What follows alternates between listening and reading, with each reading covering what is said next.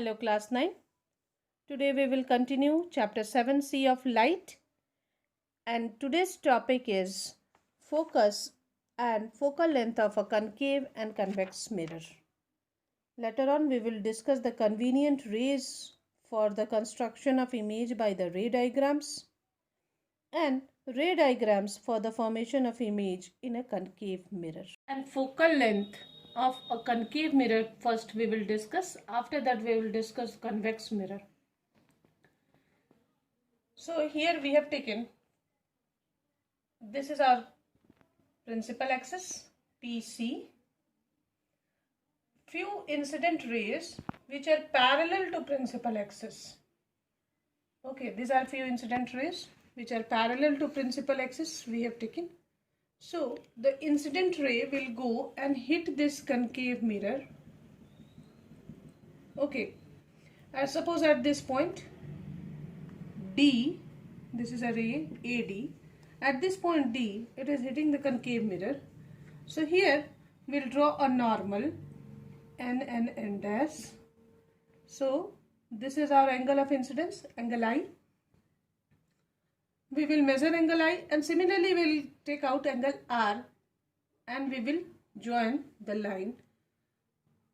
After that you will see that it will meet at the point F. This we have discussed in the last class also, how to get the reflected rays.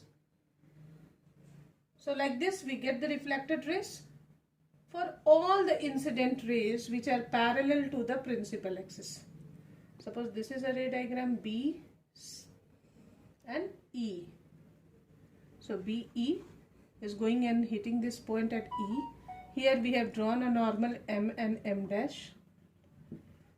So this is our angle I, angle of incidence.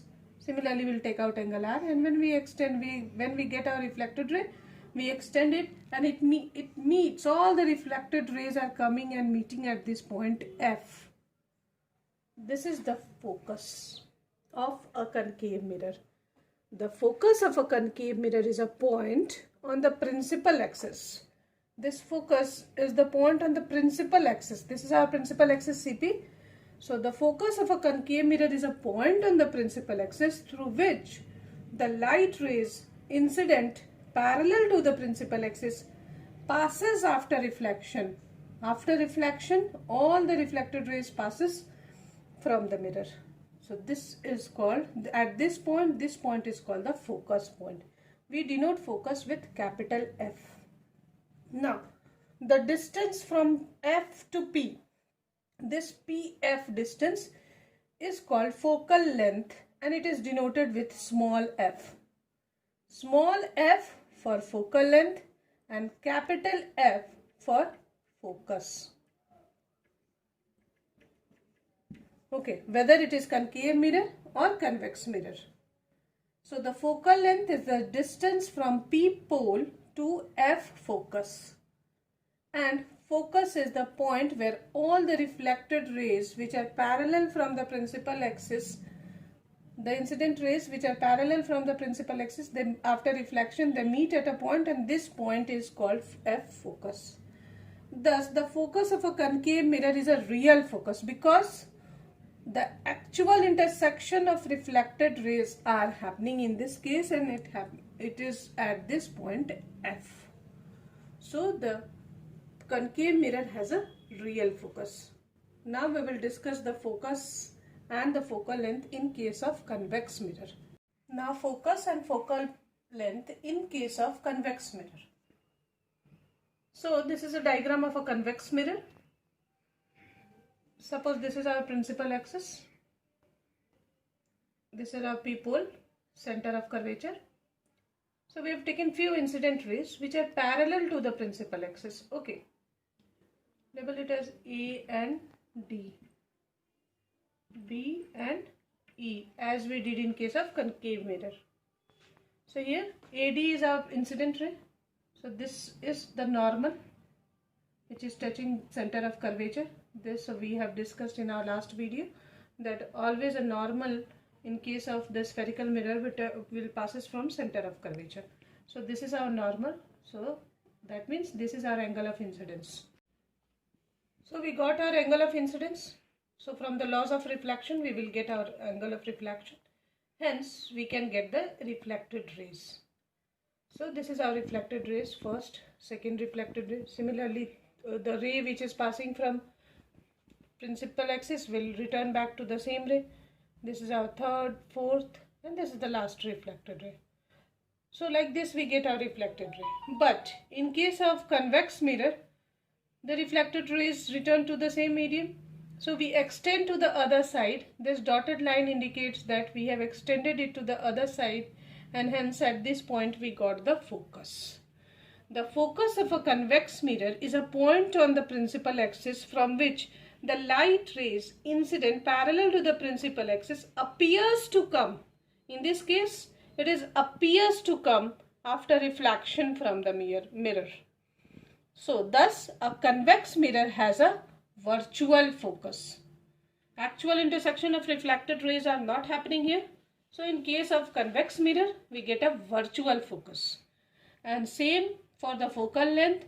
The distance between distance from P pole to F, this PF distance is denoted as small f, which is called focal length. Now focal plane for concave or convex mirror. This is the diagram for concave mirror.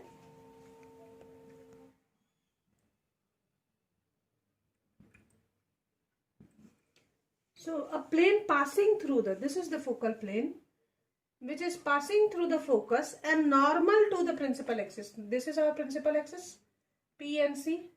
So this plane is normal, that means perpendicular to the principal axis. So a plane passing through the focus and normal to the principal axis of the mirror is called focal plane. Okay. So a parallel beam of, these are the parallel beam of lights. The parallel beam of lights incident to the principal axis get focused at a point in this plane. It is the point where the ray passing through the center of curvature meet at the focal plane. So this is where the same condition will happen for the convex mirror also. The focal plane is a plane which passing through the focus and is normal to the principal axis of the mirror. Now next topic is the convenient rays for the construction of image by a ray diagram.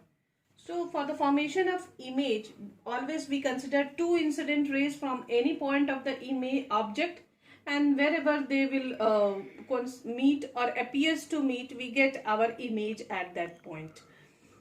So for that plotting of the image, there are four conditions. First is whenever a ray passing through the center of curvature. So this is a ray which is passing through the center of curvature. This is the case of a concave mirror and this is the case of a convex mirror. Here is a ray which is passing from this C center of curvature. Okay.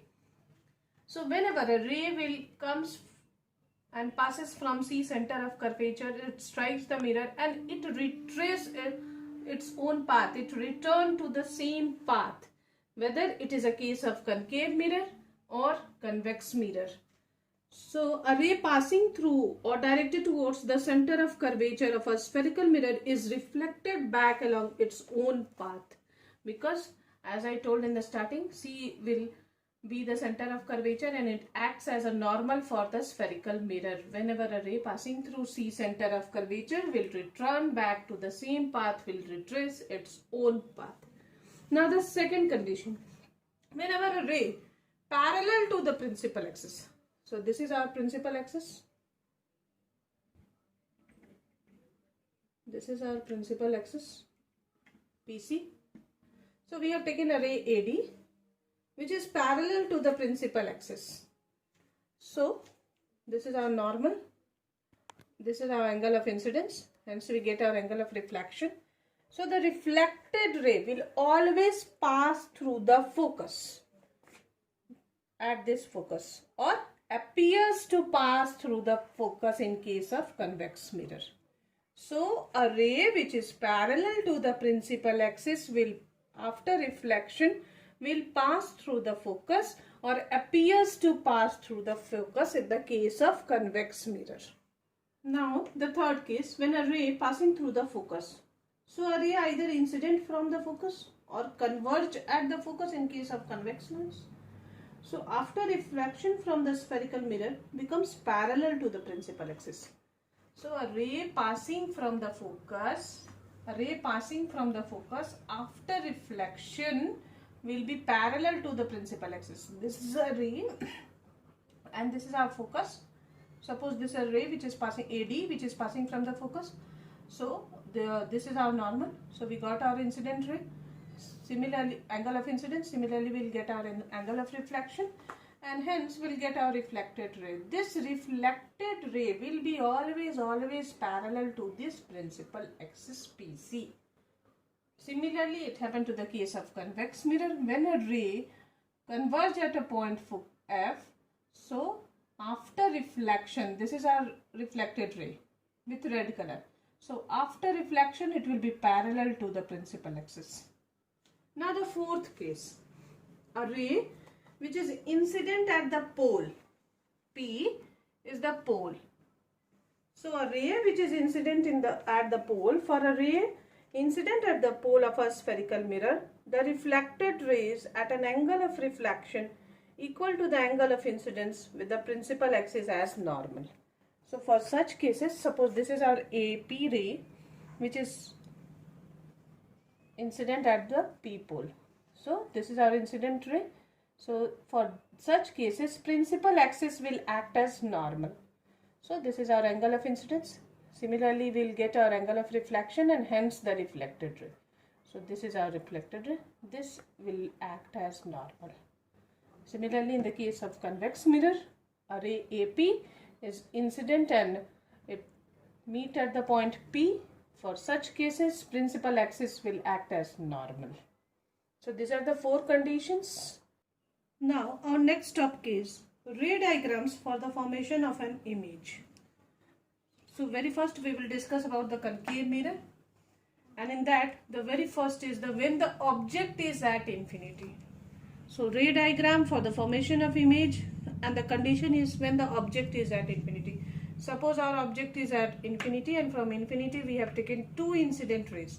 As I told from the first video that for any image formation we need minimum two rays. So we have taken here two rays AD and BE which is parallel to principal axis. So nature of the ray which is parallel to principal axis will pass through focus. Hence we will write the position and nature of the image. So position of the image is at focus. Nature is it is real because actual intersection of reflected rays are here. It is inverted and diminished to a point. Diminished means very small, just like a point in size. So the position is at focus. Nature is real, inverted and diminished to a point. This is the condition when the object is at infinity in case of concave mirror.